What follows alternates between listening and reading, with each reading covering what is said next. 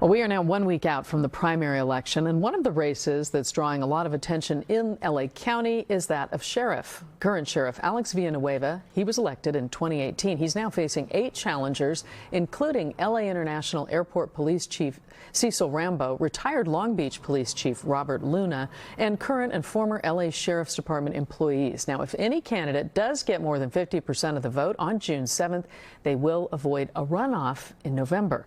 Joining us now is NBC4 political analyst Dr. Ange-Marie Hancock-Alfaro. Thanks for joining us tonight. Good to see you, Caroline. Yes, you as well. So when Villanueva beat Jim McDonnell, it was the first time a challenger beat the current sheriff seeking re-election. What do you think about this happening again?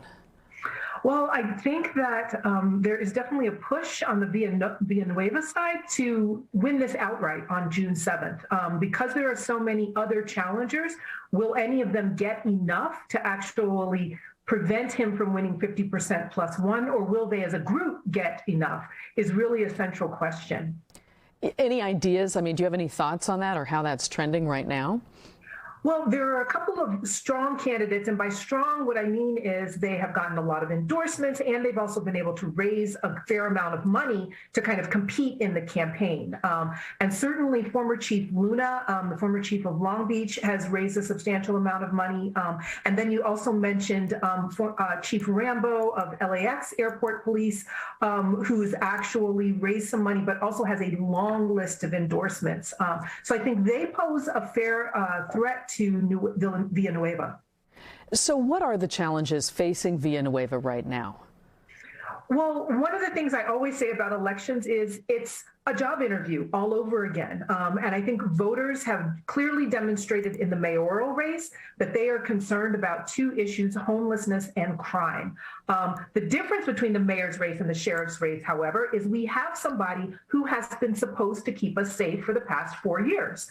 So Sheriff Villanueva is essentially applying for his job all over again. And voters really have to ask, do they feel safer than they did 4 years ago when he was first elected?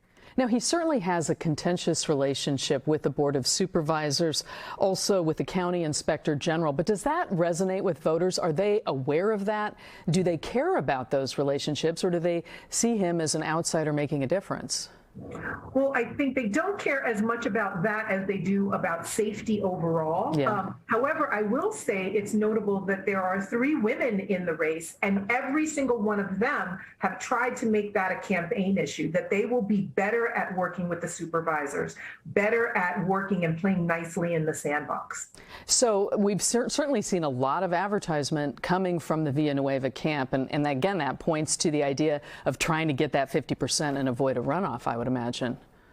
Yes, I think that's definitely the goal here. And again, to the degree that voters are concerned about crime, it will really be a matter of, do you feel safer than you did 4 years ago? If so, elect Sheriff Alex Villanueva. If you do not feel safer, then you have a host of other candidates, including a couple that could very much prevent him from getting that 50% plus one.